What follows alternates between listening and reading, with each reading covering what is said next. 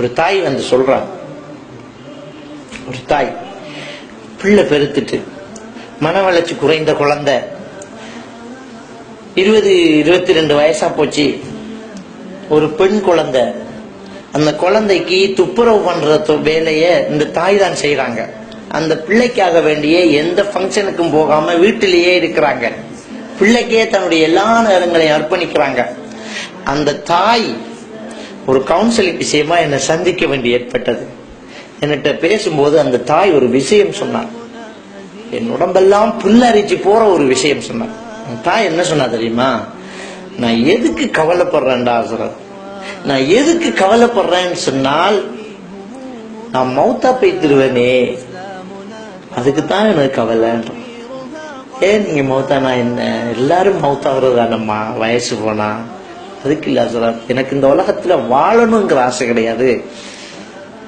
என் பிள்ளை வயசு அடைஞ்சிருக்குது, என் பிள்ளைக்கு துப்புரவு செய்யணும், நான் மௌத்தா போனா என் பிள்ளைய யாரு பாத்துக்குவா அப்படிங்கிற கவலை தான் என் கவலைங்கிறான்.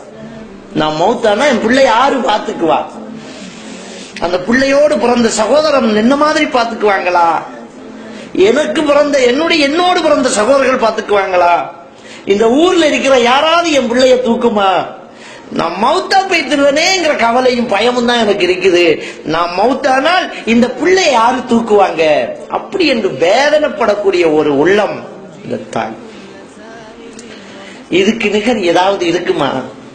அதனாலதான் நபிகள் நாயகம் ஸல்லல்லாஹு அலைஹி வஸல்லம் அவர்களிடத்துல ஒரு நபித்தோழர் வந்து கேட்கிறார், யா ரசூலல்லாஹ், இந்த உலகத்துல நான் நேசம் பாராட்டுவதாக இருந்தால் அது யாருக்கு அப்படிங்கிறாங்க. அது யாருக்கு அப்படிங்கிறாங்க. நான் யாருக்கு நேசம் காட்டணும், யாரோடு நான் தோழமை நெருக்கம் வைத்துக் கொள்ளணும் அப்படிங்கிறாங்க.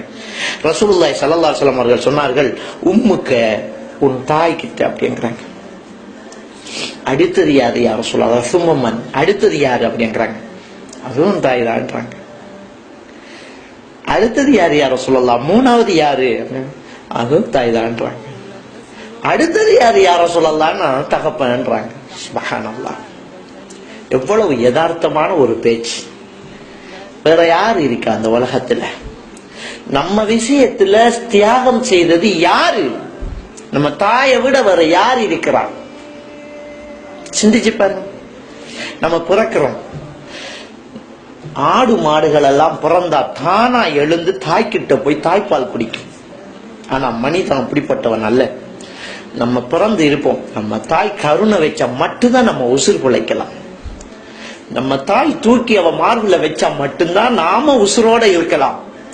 நம்ம என்ன அப்ளிகேஷன் போட்டோம், நம்ம யாருக்கிட்ட முறைப்பாடு செய்வோம், நமக்கு தாய்ப்பால் தரலாட்டி நம்மளை தூக்கி மடியில வச்சு முந்தானையால மூடி சும்மாவே வச்சிட்டு இருந்து உள்ள குடிக்குதுன்னு ஒரு பொய் சொல்லி இருந்தால் நம்ம யாருக்கிட்ட முறைப்பாடு செய்வோம்? யாரு சாட்சி இருக்கிறான்?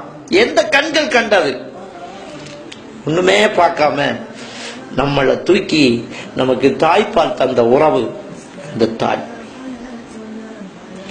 அதை சொல்லி கூட காட்ட மாட்டா, அதான் அந்த தாய்.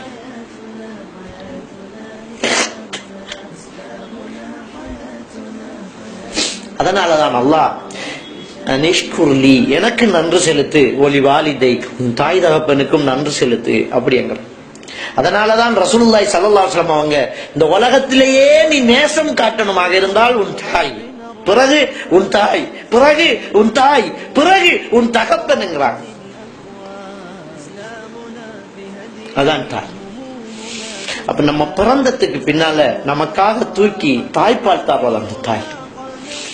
நமக்கு ஏதாவது ஒன்று என்றால், நமக்கு ஏதாவது ஒரு நோய் வந்தால்,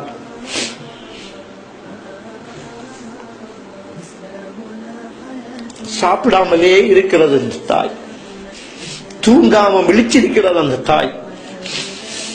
ஒரு பிள்ளைக்கு காய்ச்சல் வந்தால் தகப்பன் தூங்கிடுவாங்க, அந்த தாய்க்கு தூக்கம் வராது.